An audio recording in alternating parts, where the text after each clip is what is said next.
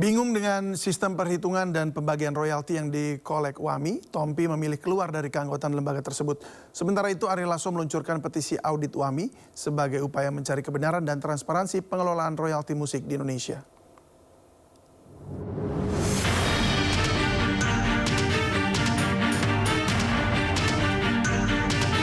Kecewa dengan kinerja lembaga manajemen kolektif dalam pendistribusian royalti, penyanyi Teuku Adi Fitrian atau Tompi keluar dari Wahana Musik Indonesia atau WAMI.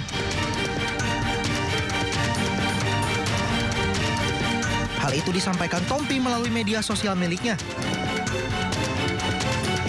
Dalam keterangan di Instagram, tertulis per kemarin 11 Agustus 2025, Tompi meminta manajernya untuk keluar dari keanggotaan WAMI.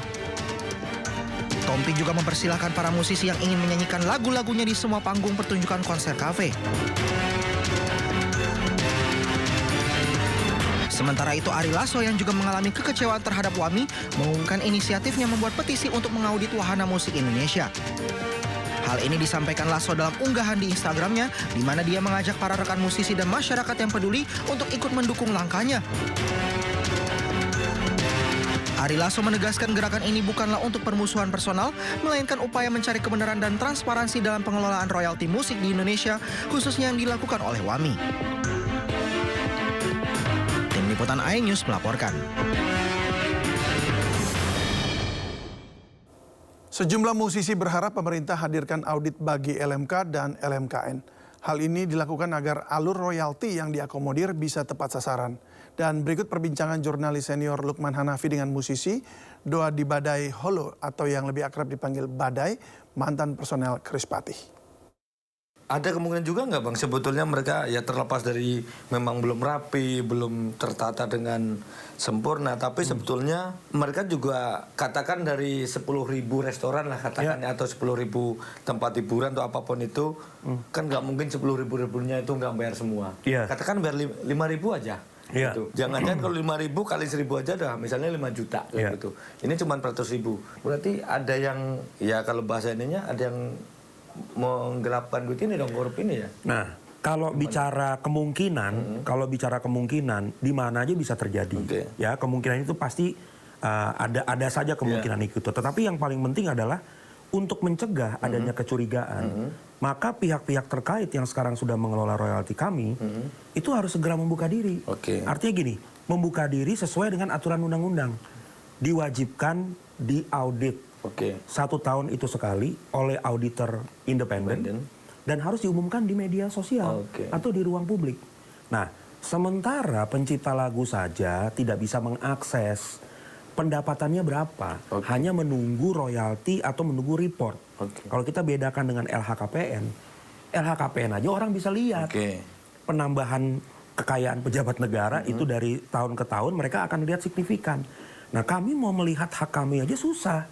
Gitu. Ini yang membuka ke publik ini nanti LMK atau LMK kan baru kemarin dikukuhkan. Ya, kalau dari segi undang-undang hak cipta kalau nggak salah pasal 80 atau pasal berapa saya lupa, itu mewajibkan bahwa mereka harus mengadakan auditing, ya, dan itu ada kewajiban daripada LMK dan juga LMKN itu harus diaudit. Bagaimana cara mereka untuk menghitung, bagaimana cara mereka mendistribusikan, dan secara rigid itu harus dibahas dan diumumkan ke publik. Nah, jadi kemungkinan besar kalau memang ini tidak terjadi, mungkin musisi harus patungan untuk lembaga audit. Gitu kan. Seperti kata, ya kebetulan saya dekat banget dengan, bukan dekat banget lah, saya berhubungan baik dengan Mas Ari Lasso kan. Mas Ari bilang gitu bahwa ya udah yuk kita adakan aja, kita adakan ini supaya kelembagaan ini bisa melatih diri dengan transparansi. Kalau memang butuh lembaga audit ya kita sediakan aja lembaga auditnya. Pemirsa, saksikan perbincangan lengkap dengan musisi Doa di Badai Holo bersama jurnalis Sino News TV Lukman Hanafi di program One on One Sabtu 16 Agustus 2025 pukul 19 waktu Indonesia Barat. Kita ke informasi berikutnya, pemirsa. 3 hari jelang puncak peringatan Hari Ulang Tahun ke-80 Republik Indonesia, pasukan gabungan perayaan kemerdekaan menggelar gladi bersih di Kompleks Istana Kepresidenan Jakarta. Gladi bersih pada Kamis pagi tadi menampilkan rangkaian acara pengibaran bendera merah putih persis seperti Hari Perayaan Kemerdekaan ke-80 RI yang akan digelar pada Minggu 17 Agustus mendatang. Simulasi dilakukan mulai dari tata panggung, alur prosesi pengibaran bendera merah putih, penempatan tamu undangan hingga demo udara pembentangan bendera.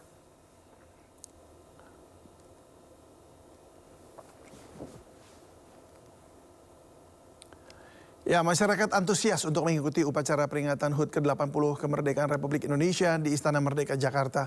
Ribuan warga dari berbagai kota di Indonesia antre menukar tiket untuk mengambil undangan fisik sesuai jadwal yang telah ditentukan.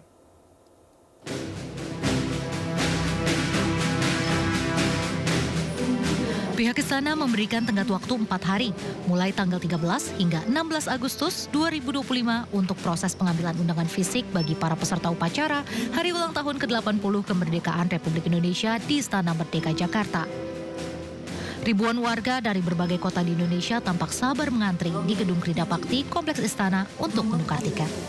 Mereka sangat antusias untuk turut berpartisipasi dalam peringatan Hari Ulang Tahun ke-80 RI di Istana Merdeka pada 17 Agustus mendatang. Di tahun ini, peserta upacara HUT ke-80 RI di Istana Merdeka mencapai 16.000 orang. Jumlah tersebut terbagi dalam 2 sesi. Sebanyak 8.000 orang menghadiri upacara peringatan detik-detik proklamasi kemerdekaan RI pada pagi hari, dan 8.000 orang lainnya mengikuti upacara penurunan bendera merah putih pada sore hari. Dari Jakarta, Yasmin Natania, Novan Dwi Kusuma, iNews melaporkan. Wakil Presiden Gibran Rakabuming Raka datang ke rumah Wakil Presiden ke-6 Tri Sutrisno. Kedatangan Gibran selain untuk bersilaturahmi, juga mengantarkan undangan peringatan HUT ke-80 Republik Indonesia di Istana. Wapres Gibran menyambangi kediaman Wakil Presiden ke-6 Republik Indonesia Tri Sutrisno.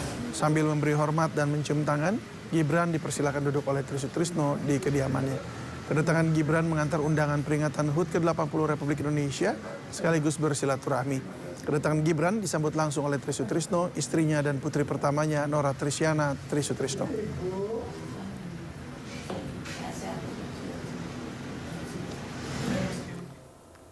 Jelang peringatan 80 tahun Indonesia Merdeka, kabar duka kembali datang dari Papua. 2 anggota Brimob Yon C. Nabire gugur diserang kelompok kriminal bersenjata pimpinan Aibon Kogoya di distrik Siriwo, Nabire. Satgas Operasi Damai Kartens menggelar olah TKP penyerangan oleh kelompok kriminal bersenjata pimpinan Aibon Kogoya terhadap 2 anggota Brimob di distrik Siriwo, Kabupaten Nabire. Dalam serangan yang terjadi pada Rabu 13 Agustus siang itu, 2 personel Brimob Yon C. Nabire yaitu Brigadir Polisi Muhammad Arif Maulana dan Bribda Nelson Runaki gugur dengan luka tembak. Dalam serangan itu KKB juga mengambil 2 pucuk senjata panjang AK-101, 6 magasin dan 1 rompi anti peluru.